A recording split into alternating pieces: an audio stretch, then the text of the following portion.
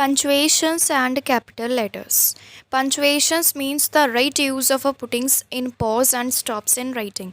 जब हम इंग्लिश में कुछ भी लिखते हैं तब हम एक ब्रेक लेते हैं, तो हम वो ब्रेक कैसे लेते हैं? पंचुएशन साइन लगा के, जैसे full stop, comma, question mark, exclamation mark, apostrophe, oblique, hyphen, inverted commas. Use of punctuation pointers. Let me tell you where these punctuation signs have to be used. जब हम assertive sentence बोलते हैं, we use full stops to end of assertive sentence.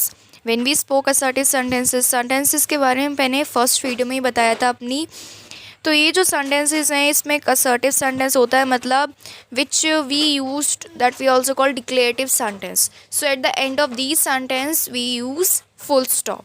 Next we are having commas. We use commas to separate a list of a things, persons, place and etc.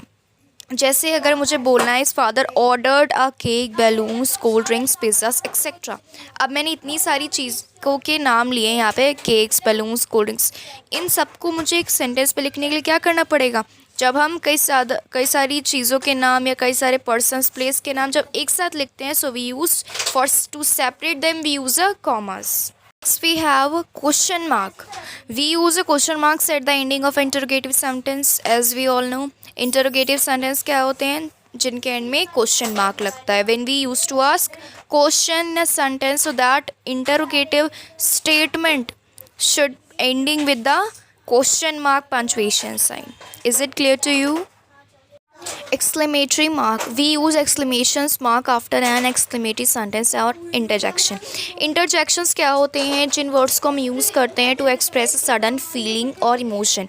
ठीक है. और exclamatory sentences भी वही होते हैं जिस sentences के अंदर we use like sudden feeling words like oh I got hurt. So that oh sound is coming suddenly and it shows our emotions and expressions, sudden feeling. So these sentences have to be end with a exclamatory mark. Next we are having apostrophe.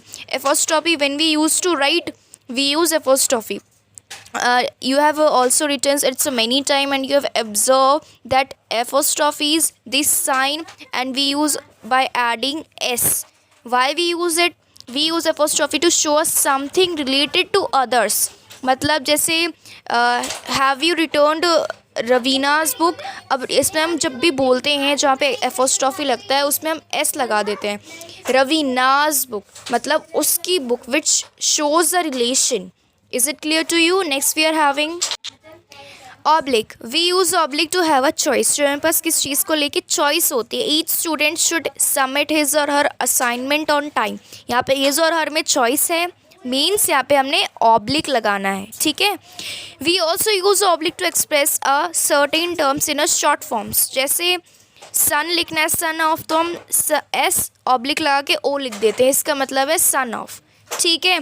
मतलब किसी भी बड़ी spelling या कैसे term को छोटा करना, छोटे में लिखना ऑब्लिक लगा के. Hyphen. We use hyphen to separate the parts of a compound words. जब दो वर्ड्स एक साथ होते हैं तो हम उसे सेपरेट करने के लिए हम वो हाइफन लगा दें. जैसे मदर इन लॉ, तो हमने यहाँ पे क्या लगा दिया? हाइफन लगा दिया. ठीक है.